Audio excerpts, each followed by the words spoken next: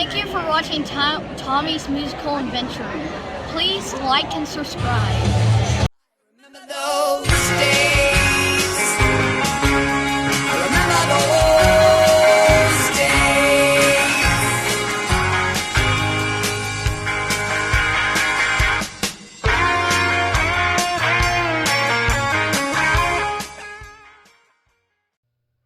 Hello, vinyl community. This is Tommy, and welcome to another musical adventure. It's been a little while, taking a couple of months to work on some other things and lots of stuff going on, but still listening to music, still doing the thing. Record crawls kind of wore me out, but anyway, got a new video for you that I'm excited to share with you. If you haven't subscribed to the channel, do it. Comment down below. You know the drill. Let's get all that out of the way. Now, let's talk about today's adventure. We're going to be doing a response. Gimme 10 for James Griffiths. That's right, James. I'm going to put a link to his channel down there in the description here. And what he has done is he's come up with a thread or an idea of albums that start with the wrong song. The sort of inspiration for this was he was listening to Brothers in Arms by Dire Straits, and it opens with So Far Away, and of course it follows with Money for Nothing. So Far Away is kind of a slow number, and just, you know, not really what you would call your typical album opener. Now, before I go into my 10 albums that I selected, I want you to know that these aren't necessarily bad songs or that they're songs that I even dislike. They're just not, to me, appropriate openers for the albums. And as I go through my stack here, I will maybe offer a solution of what I think would be a better opener. And some, I don't know. But let's get started. This is the first one that came to mind for me. And the reason why is because this album is not an album that I'm really fond of, but the opener to this album is such a turnoff for me that it almost makes me not want to listen to the rest of the album. And so I know how I started this whole thing by saying, oh, these songs aren't bad songs, these aren't bad albums, these are just bad openers. But this is one that I struggle with. Londontown by Wings, by Paul McCartney and Wings, however you want to call it. Londontown, this album starts with the title track, which in some worlds that makes sense, but it just sounds really silly to me. The track, just the toot toot thing, it's just too something. And it kind of turns me off for this album. Now, it's an album that I play, and I do kind of struggle with this album because I want to like it more than I do. I know that this album has its fans, but for me, I struggle with it, and I think the reason why I struggle with it is the opener of the album.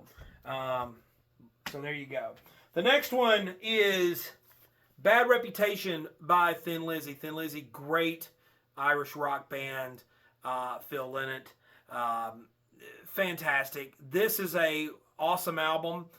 This came after Jailbreak, but the opening track is Soldier of Fortune, which is kind of it feels like an album track. I think a better opener for this would have been the title track, just right out of the gate, but it starts with this sort of slower, sort of epic type song.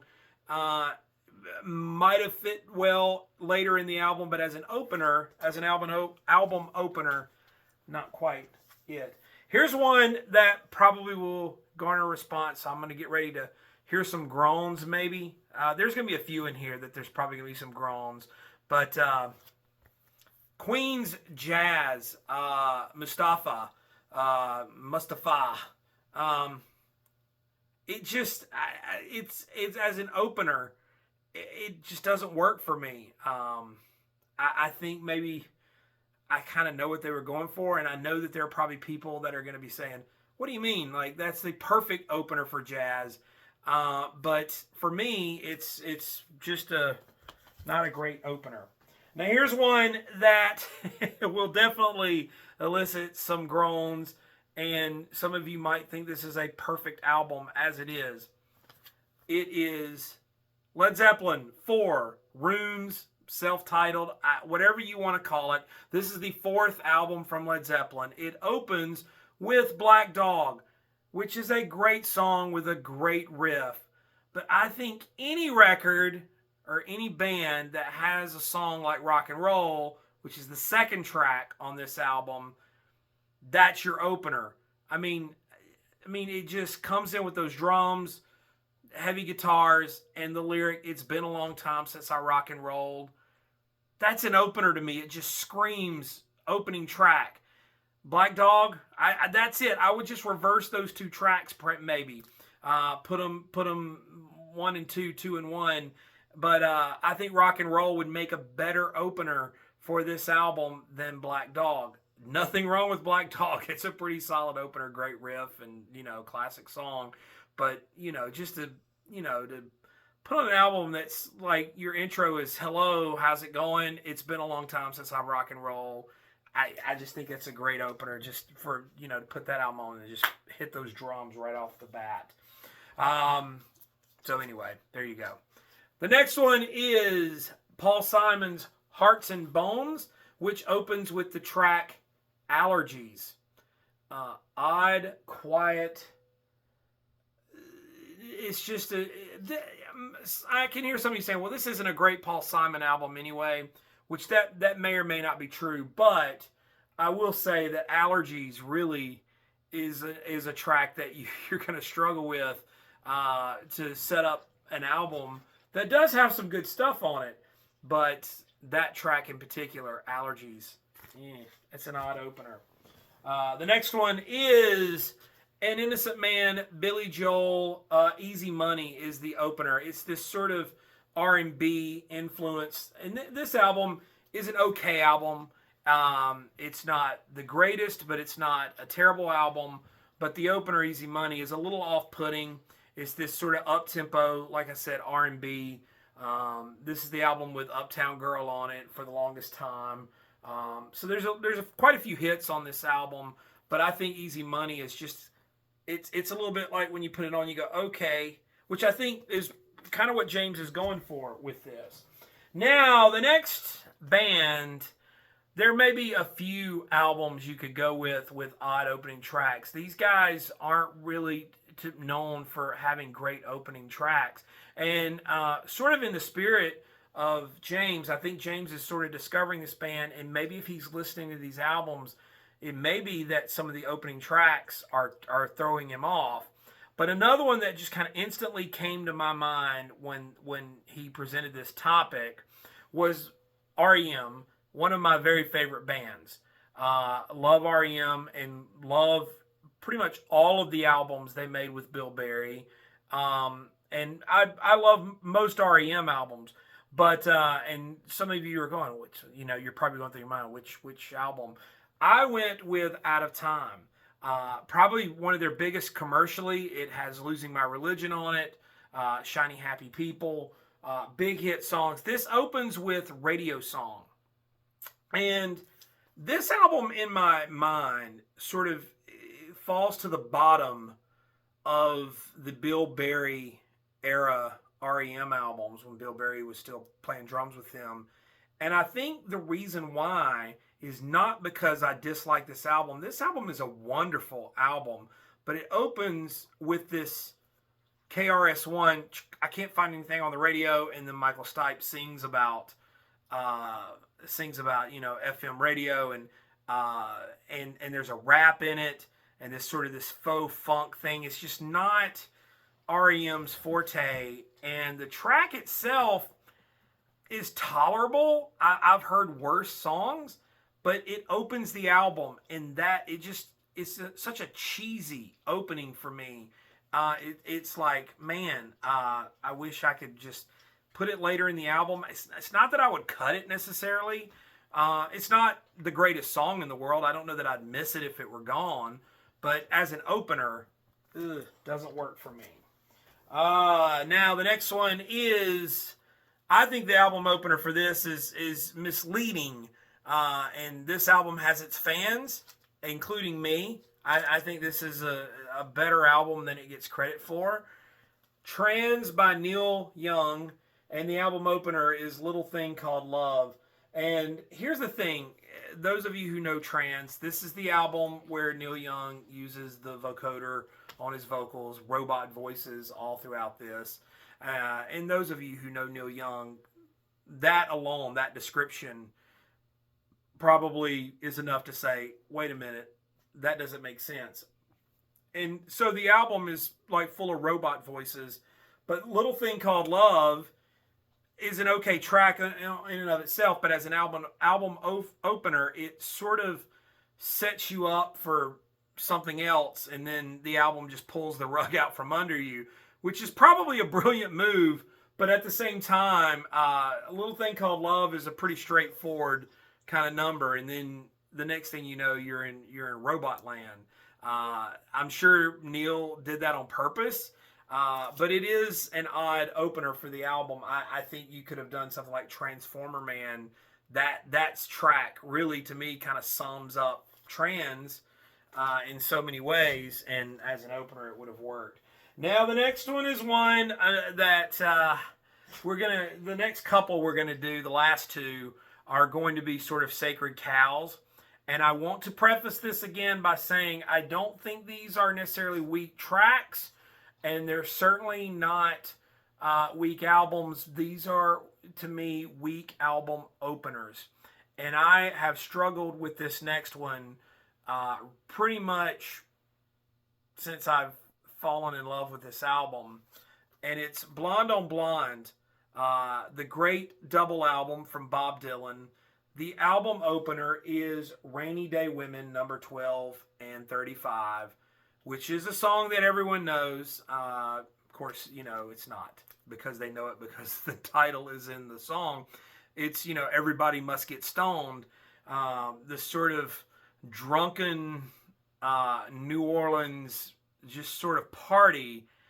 And to me, and I know that's a very famous track. People know it. People who don't even probably know Dylan albums know that song. It's been in movies. It's a song that gets played. If there's a such thing as a Dylan hit, that probably falls under that category.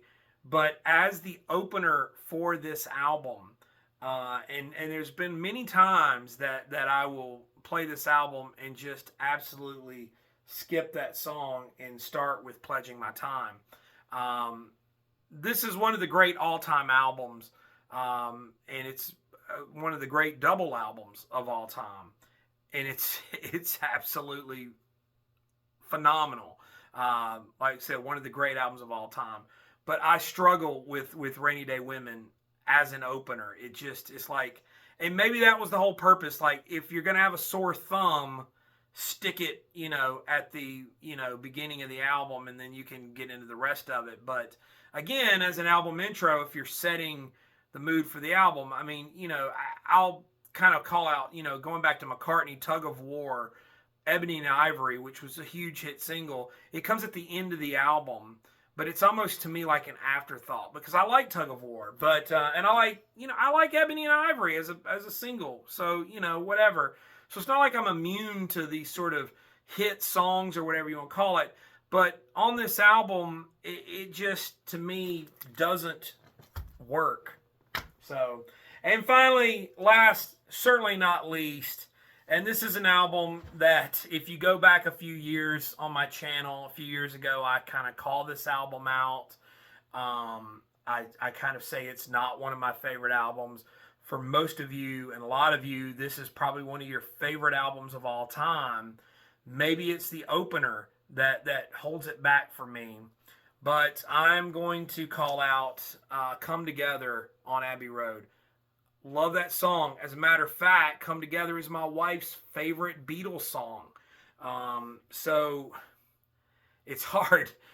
It's a great song with a great groove, but as an album opener, I don't know. To me, and I think I understand, I'm beginning to understand why Abbey Road is such a beloved Beatles album and people go to it, because to me, this is the first sort of modern sounding Beatles album. It bridges the sort of 60s Beatles into what music sounded like or began to sound like in the 70s. Like, for example, like a Sgt. Pepper or even Revolver. To me, those albums are dated in the sense that they sound like 60s albums. This album sounds like it could have been recorded in 78. At least to me it does. So it's got a very contemporary sound. It's probably the most contemporary sounding Beatles album of their entire catalog. And I think because of that, it has a lot of great appeal. I struggle with this album. And like I said, I haven't watched that video. I probably would go back and be horrified by the things I said, because I sort of made this video about how Abbey Road's not the greatest Beatles album. I love Abbey Road. I think it's a fantastic album.